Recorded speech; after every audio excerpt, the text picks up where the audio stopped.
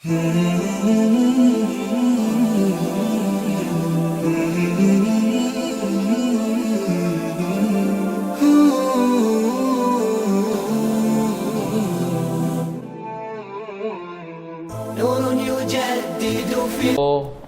ating relihiyong Islam. Kaya po mga kapatid, sa Suratul Fath, sa 23, sinabi ng Allah subhanahu wa ta'ala, A'udhu billahi minash shaitanir rajim, sunnatullahi allati qad khalat min qablu walan tajida li sunnatillahi tabdila. Ibig sabihin na sinabi ng Allah subhanahu wa ta'ala, sunnah. Ibig sabihin ng sunnah, kapamaraanan ni Allah na yaong nagdaan pa noon at hindi mo mahanap para sa kapamaraanan ni Allah ang anumang pagbabago. Dito sa sinabi ng Allah mga kapatid na ang mga mananampalataya kapag sila ay inawakan nila ng maigpit ang kanilang relihiyon, sa sobrang paniniwala nila kay Allah subhanahu wa ta'ala, ay sila po ay mananalo, madadaig nilang mga hindi manampalataya. Yun ang tradisyon o kapamaraanan ng Allah. Kapag merong mga manampalataya na lumaban sa katotohanan, ay talagang sila po ang mananalo. Madadaig nila ang mga hindi manampalataya o kaya mga kuffar o mga mapagtakwil. Katulad kina Musa, kinalaban sila ni Paraon, ngunit nanalo pa rin sila ni Musa sa tulong ng Allah subhanahu wa ta'ala. Ganun po ang sunnah ng Allah subhanahu wa ta'ala. Kasi nga itong gusto ng Allah. Gusto niya mananalo ang mga manampalataya. Katulad sa time ni Prophet Salam, nanalo ang Propeta Salam. Kahit hirap na sila, pero ang pangako ng Allah, ibig sabihin, ang kanyang sunnah, kapamaraanan niya, ay hindi talaga magbabago. Kung hindi manalo dito sa mundo, ay meron piyang kabilang buhay. Ganun. Kasi nga, kapag itinakda ng Allah subhanahu wa ta'ala, sa sino mang sumunod sa kanya ay talagang magtatagumpay o kaya magwawagi at wala kang mahanap na hindi yan babaguhin ng Allah. Ganon ang kanyang ipinangako.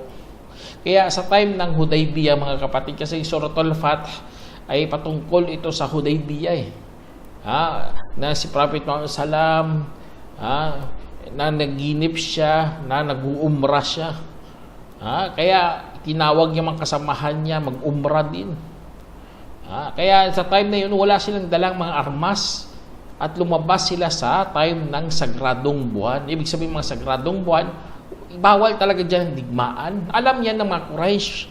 Kahiyan sa isang tao kapag nakapatay sa ganong mga panahon ng digmaan. Kasi bawal nga ang digmaan sa panahon na yan. Sagradong buwan. Tayo na tawag natin sagradong buwan. Kaya lumabas si Prophet Salam sa Dhul-Qa'dah. Ibig sabihin, time talaga ng mga sagradong buwan. Hajj yan kung sa atin pa. Kaya dahil doon, pinigilan sila ng mga Quraysh. Ayon sa kwento, pinigilan sila kasi ayaw ng mga Quraysh. Kaya pinadala si Sahal bin Amru. Si Sahal bin Amru, yun siya dati ang isa sa mga siya naging ambasador o kaya namagitan yun gagaling sa Quraysh. Namagitan siya doon mga kapatid. Kaya kung sa time na yun nakipag-usap na sila, sabi isulat nila ang Bismillahirrahmanirrahim. Sa ngalan ng Allah, ang mapagpala, ang mahabagin. Alam niyo sinabi ni Sahal? Sabi niya, kilala namin si Allah, pero sino yan si Ar-Rahman Ar-Rahim? Hindi namin niya kilala. Isulat niyo ang kilala namin. Bismika Allahumma. Sa ngalan ng yung Diyos. Yun ang pinasulat nila sa pangalan ni Allah. Wala hindi nila pinasulat ang Ar-Rahman Ar-Rahim. Ha? Kaya yun, isa sa mga, kasi nga, grabe ang kanilang pagtatakwil, mga kapatid. Si Sahal bin Amro, grabe talaga kanyang pagtatakwil sa panahon na yun. Ayaw nila. Kahit alam na nila, ayaw nila. Tinatakwil nila. Tinatanggi nila. Kaya po, yan, isa sa mga katangian kasi ng mga mapagtakwil. Ha? Tapos, isusulat na ulit ang Muhammad Rasulullah, kasi kasunduan yun eh. Isusulat Muhammad Rasulullah.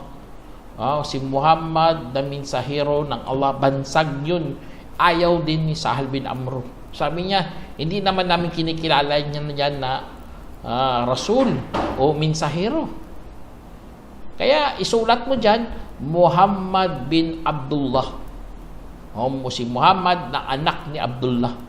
Kaya yun isa sa mga yun ang isa sa mga pangyayari doon, mga kapatid, na pinahintulutan lang ng Prophet Muhammad salam, kasi nga mayroong tinatawag na magkakaroon ng kasunduan. O kasunduan na tinatawag na Hudaybiyah. Kaya dahil sa kanilang kasunduan na yun, mga kapatid, merong umaatake sa kanila. Yun sa kwento, mga kapatid, mga 30 katao. Sa ibang kwento, 80 katao. Basta merong umatake sa kanila na hindi naman katulad ng sinabi dito ng Allah, wa huwal ladzi kaffa aydiyahum ankum wa aydiyakum anhum bi batni bakkata min ba'di an adfarakum alaihim wa kana Allahu bima ta'maluna basira. Sa sinabi ng Allah subhanahu wa ta'ala dito, at siya ang yaong pumigil sa kanilang mga kamay laban sa inyo at sa inyong mga kamay mula sa kanila sa loob ng Makkah.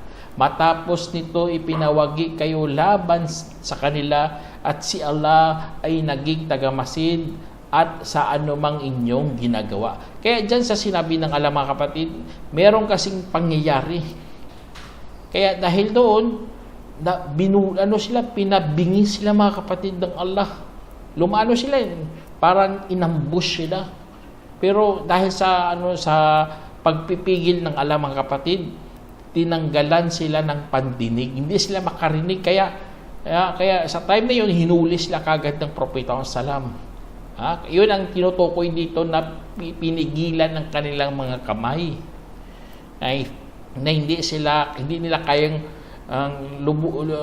labanan ng propeta kasi nabingi nga sila eh. Tapos tinanong sila, inutusan ba kayo na patayin kami? Sabi, wala, kami lang kasi gusto namin maghiganti. Alam naman sa time na yun nagpapatayan dahil sa paghihiganti. Namatay siguro kanyang kapamilya, dumaan ng mga digmaan sa Uhud, sa Badar. Kaya gusto lang pala nila maghiganti. Kaya ang ginawa ng Propeta sallallahu, pinakawalan sila kasi may nagkaroon na ng kasunduan. Hindi naman sila inutosan ng mga Quraysh.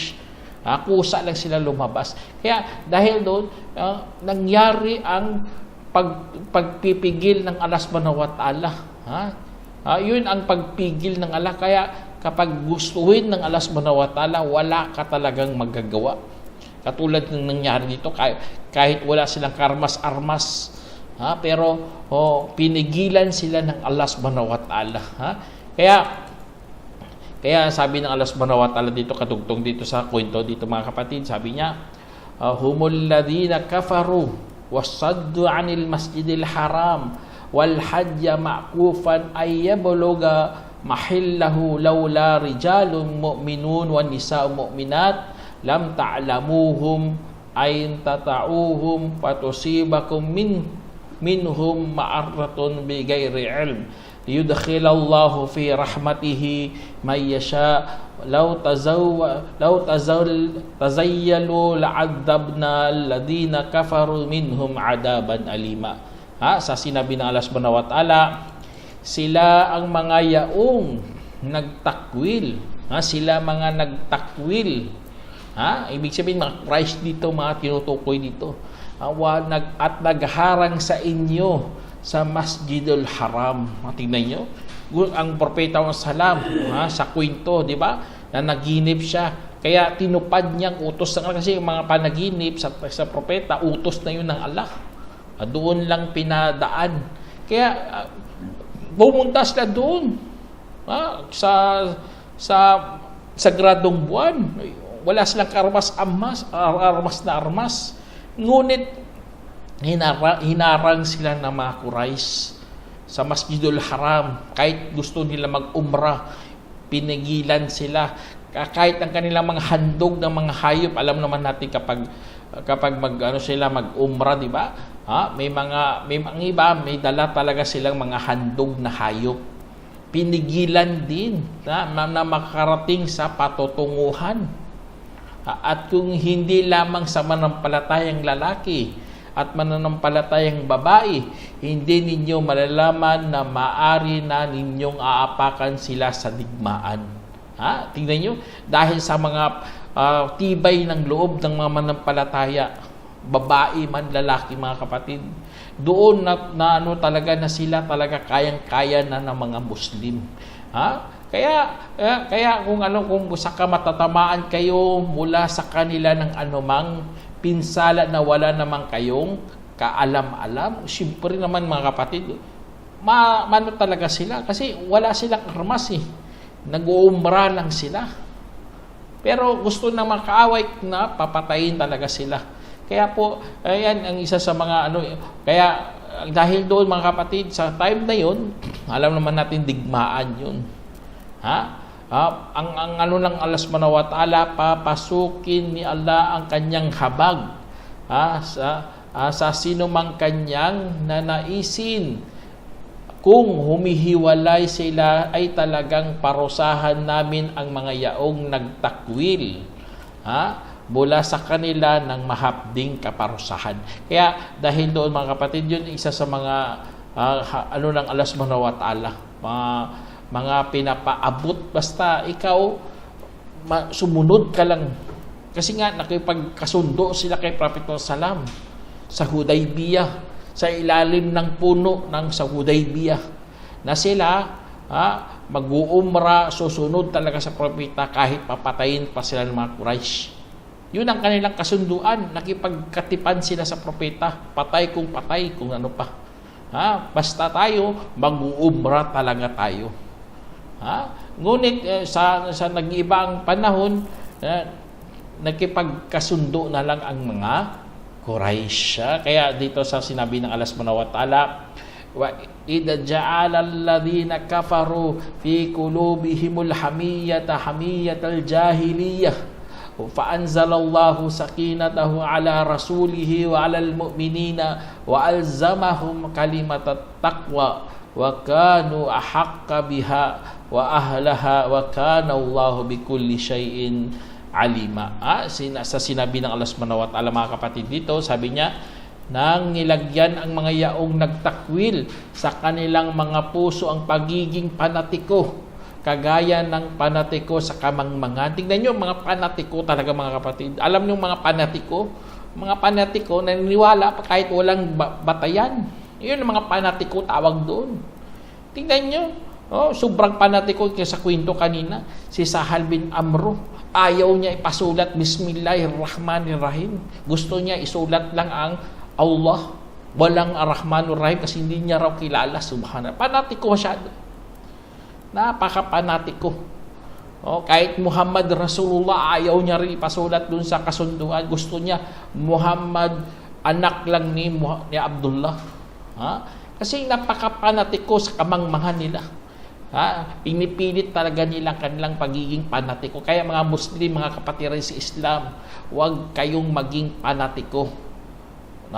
Dapat maniwala kayo kapag merong katibayan. Huwag kayong makita nyo lang sa mga pamilya nyo lang, nakita nyo lang sa tribo nyo, yun lang paniniwalaan nyo, ikaw kasali rin sa mga panatiko. Yun ang katulad ng description dito ng Allah. Panatiko hamiyatul jahiliya, panatiko sa kamangmangan. Kaya yun ang dito tinutukoy dito mga kapatid na sa ginawa ni Sahal bin Amro. Kasi napakapanatiko niya Alam niya merong religion si Muhammad Rasulullah. Bismillahirrahmanirrahim lang. Hindi nila matanggap-tanggap. Kasi ang dami nilang mga Diyos eh. Ayaw nila, may si Allah Ar-Rahmanir-Rahim. Napaka-panatiko. Kaya kahit ganun ang nangyari mga kapatid, ayaw nila pinasulat. Kahit ang kasunduan, ang pakipagtipan ay parang talo sila, pinadalahan pa rin sila ng Allah subhanahu wa ta'ala ng kapatanagan. Sabi dito, at saka ipinababa ng Allah ang kanyang kapatanagan. Allahu Akbar. Kapatanagan, binigyan sila ng kapayapaan. At sa mga mananampalataya. Pati na rin ang mga manampalataya. Kasi hirap sa time na yun eh. Time ng digmaan yun. Tapos nakipagkasundo pa sila na talo talaga sila sa kasunduan. Lahat ng mga galing Makkah, hindi tatanggapin. Pero ang galing sa kanila, papuntang Makkah, tatanggapin. Pabayaan lang. Subhanallah, napaka-unfair talaga. At hindi sila pwede mag-umrah sa araw na ito. Pag-umrah sila, sunod na taon. Sunod na taon pa. Meron nga doon sa kwento si Uthman bin Affan, radiyallahu anhu.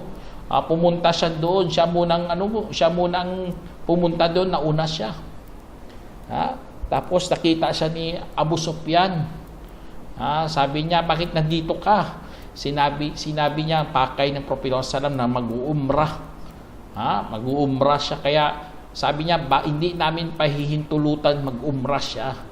Pero ikaw, gusto mo, magtawaf ka dyan. Ikaw muna.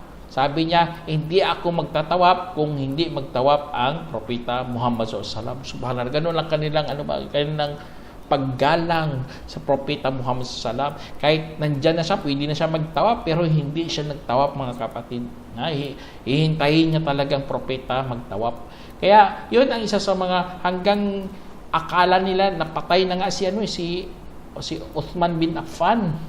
Akala na napatay na kasi yun ang naabot sa kanila eh. Pero bumalik si Uthman bin Affan at nagipag pa doon, sumama doon sa pakipagkasundo kasama ang mga Quraysh na hindi na sila pwede mag-umrah. Next year na lang. Kaya tinawag yan na Umratul Qada. Kabayaran sa naligtaang umrah. Yun ang nangyari doon. Kasi hindi sila pinaumrah eh. Kaya yun ang nangyari. Kaya ngunit mga kapatid sa Islam, sunod na 1 year na yun. Tingnan nyo mga pangyayari mga kapatid. Ang Quran nagbababa ng mga talata. Hindi before yan binaba, ibig sabihin naging hula na. Naging hula, hindi sa time na yun sinusulat, parang history dating ba? Hindi ganun ang Quran mga kapatid. Nagbababa siya ng mga talata kung saan mga pang future pa. Katulad dito, laqad sadaqallahu wa rasulahu ar-ru'ya bil haqq la tadkhulanna al-masjidal harama insyaallah aminina muhalliqina ru'usakum wa muqassirina la takhafun fa'alima ma lam ta'lamu faja'ala min duni dhalika fathan qariba. Tingnan niyo sa sinabi ng Allah Subhanahu wa ta'ala dito, pang future talaga eh. Ibig sabihin nagiging hula. Sa time nila hula, pero sa atin naging realidad na. Sabi dito, sa katunayan, pinatotoo ng Allah sa kanyang mensahero ang panaginip ng may katotohanan. Talagang makakapasok kayo sa Masjidul Haram sa kagustuhan ng Allah ng ligtas habang nakaahit ang inyong mga ulo at nakagupit na hindi natatakot. Kaya nalaman niya kung ano ang hindi pa ninyo nalalaman at saka ginawa niya bukod pa diyan ang malapit na pagbubukas. Allahu Akbar. Tingnan niyo, ganun na ganun pagkasabi. Hula yun sa time nila. At nagiging totoo sa time na nag-umrah sila sa after 1 year. Allahu Akbar. Kaya, at malapit na pagbubukas, tinutukoy diyan ang pagbubukas ng Makkah. Kaya mga dito mga kapatid, yan isa sa mga patotoo yan na totoo talaga ang religion natin. Kasi nga sa time ni Prophet Sallam, sinabihan sila ng ganun at nakaumrah nga sila na naputol nila kanilang mga ulo, nagpaahit sila, hindi sila nangangamba, hindi na sila natakot na pumasok doon. Kahit nandyan mga Quraysh, kahit galit ang mga Quraysh, hindi na sila natakot. Allahu Akbar. Kaya sinabi dito ng Allah Subhanahu wa Ta'ala, "Walladhi arsala rasulahu bil huda wa dinil haqq liyudhhirahu 'ala ad-din kullihi wa kafa billahi shahida." Sinabi ng Allah, mga kapatid, siya ang yaong nagpadala sa kanyang minsahero ng patnubay at totoong relihiyon upang kanyang ipapalitaw ito sa hinggil sa relihiyon ang kabuuan nito at sapat na si Allah bilang saksi. Kaya ipapalitaw ng Allah Subhanahu wa Ta'ala sa lahat ng mga religion sa mundo, mga kapatid, ang totoong Islam, ang totoong relihiyon ng Allah. Kasi nandyan na yan, may dami ng mga religion. Kaya ipapalitaw talaga ng Allah Subhanahu wa Ta'ala ang kanyang relihiyon. Ang kabuuan, mga kapatid, ang kabuuan na nakasaad sa Islam. Si Prophet Muhammad SAW, at tapos bilang panghuli, mga kapatid, sa sinabi ng Allah dito, Muhammad Rasulullah, si Muhammad ay minsahero ng Allah. Tignan nyo, nabanggit talaga pangalan niya. Walladina ma'ahu ashidda'u 'alal kuffari wa ruhama'u bainahum. Sabi dito, at mga yaong kasama niya ay mga mababagsik sa mga mapagtakwil at mga mahabagin sa kanilang pagitan. Kaya ganun ang mga manampalataya. Huwag kang maging siga sa iyong kapwa Muslim, huwag kang maging siga. Dapat maging katulad ka rin, maging mahabagin. Kung gusto mo maging mabagsik, doon ka sa mga kalaban, sa mga malilinaw na kalaban, di huwag sa mga kapwa mo manampalataya. Ganun ang iba'y, malakas siya, malakas manglait sa kapwa niya Muslim, a'udzubillah. Parang papatayin niya pa. Pero kung sa kalaban na, parang basag na sisiw na lang siya. Hindi, kahit makapagsalita, hindi makapagsalita. Kaya a'udzubillah.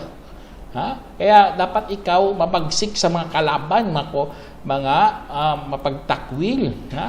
Tarahum ruk'an sujada. Makikita mo sila na nakayuko at mga nagpapatirapa. Tingnan nyo, mga mapagyuko at mga mapagpatirapa. Yun ang makikita mo, yun ang katangian ng mga manampalataya. Yabtaguna fadlan minallah, na naghahanap sila ng kabutihang loob mula kay Allah at kaluguran. Simahum fi wujuhihim min atharis sujud, at kanilang mga tanda sa kanilang mga mukha ay ang mga bakas ng pagpapatirapa. Allahu Akbar. Kapag nangitim pa lang noo mo, mga kapatid, ibig sabihin yan, tanda yan. Tanda yan ng mga manampalataya. Ikaw tunay na pananampalataya kasi nagsasala ka nagpapatirapa ka binabagsak mo talagang mukha mo doon sa lupa. Yun ang min atharis sujud, sa pagpapatirapa, kasi hindi naman lalabas tong itim sa noo mo kung hindi ka madalas magpatirapa. Kaya kung naglumalabas yan, subhanallah, magiging muna yan, tanda mo yan dito pa lang sa mundo, paano na sa kabilang buhay. Tapos sabi niya dito, dhalika mathaluhum fit tawrati wa mathaluhum fil injil. Sabi dito, gayon din ang kanilang katulad sa Taura at sa Injil. Kazar'in akhraja shatahu fa'azarahu fastaglada fastawa ala suqihi. Sinabi dito ay patulad ng isang tanim na lumabas ang kanyang ugat. Parang stem niya, parang lumabas ang kanyang stem na isa. At saka lumapat doon sa lupa at tumigas. At saka tumayo ng kusa. Allah, pakita nyo mga damo. Di ba ang mga damo, may mga stem yan siya. Kapag nagkaroon siya ng nalapat doon sa lupa, meron ding ugat. Di ba? May nakita kayo niyan. Tapos, ang stem na yun, unti-unti na yung mapuputol. At ang ibang tanim na galing sa kanya, tutubo na siya ng kusa. Ganon ang mga manampalataya, mga kapatid. Tuturuan mo hanggang marunong na siya, hanggang tumayo na siya sa kanyang sariling paa. Ganun ang mga manampalataya, hindi sila maramot sa kaalaman. Gusto nila na matuto rin ang iba at marunong na rin tumayo sa kanyang sariling paa, parang mga damo. Ang damo isang puno lang pero marami siyang stem at bawat stem may magkakaroon siya ng ugat hanggang tumayo na siya sa kanyang sariling ugat. Kaya ganun na ganun mga kapatid. Ang mga sabi dito, yu'jibu zurra'a liyagitha bihil kuffar, sabi dito, sakal pagkara tumindig sa tanglay at namangha ang mga manananim upang manggitgit sa kanila ang mga mapagtakwil, mangingit sila. Yun ang pinapakita pala na kapag mga manampalatay nagtuturo, dumadami ang kanilang mga followers, naging kasing katulad nila sa pananampalataya, nangingit-ngit, nagagalit pala ang mga mapagtakwil kasi nga sila tinuruan, hindi sila sumunod. Tayo nakinig na sumunod, bahala kayo sa buhay nyo, basta kami sumunod at naniwala kay Allah subhanahu wa ta'ala. At ang mga kinuturuan natin naniwala din, Allahu Akbar, pero sa kanila nagagalit sila. Tapos sabi dito bilang huli, wa'adallahu alladhina amanu wa amilus salihati minhum magfirata wa ajran azima. Sabi dito, at ipinangako ng Allah subhanahu wa ta'ala sa mga yaong nanampalataya at gumawa ng kabutihan na magkaroon sila ng kapatawaran at matinding gantimpala. Allahu Akbar. Kaya sana mapasok tayo dito sa sinabi ng Allah, nakasali tayo sa pinangakuan ng kapatawaran at matinding gantimpala. Alam nyo, kapag pinatawad ka ng Allah, ibig sabihin niyan, ligtas ka na sa impyerno. At bibigyan ka pa ng matinding gantimpala. Yun ang paraiso. Tignan nyo, dalawa talaga ang makukuha mo dun sa kabilang buhay, kaligtasan sa impyerno at makapasok ka pa sa paraiso. Kaya ito ang mga pangako ng Allah, mga kapatid, para lamang to sa mga nanampalataya at gumagawa ng kabutihan. Hindi faith lang tapos save ka na, hindi ganun. Dapat faith na mayroong good deeds. Kasi pangako dito sa mga nanampalataya at sa mga gumagawa ng mga mabubuti. Pinagsasabay talaga. Hindi nakabukod ang isa. Ang iba kasi ganun ang isip Gagawa lang ng mabuti, okay na, hindi ganun. Dapat sabay yan. Ang iman at ang amalos salihah. Inshallah, sana meron kayong napulot ang aral, mga kapatid. Hanggang dito na lang. Assalamualaikum warahmatullahi wabarakatuh. جمعية الدعوة نور، الدعوة للجميع.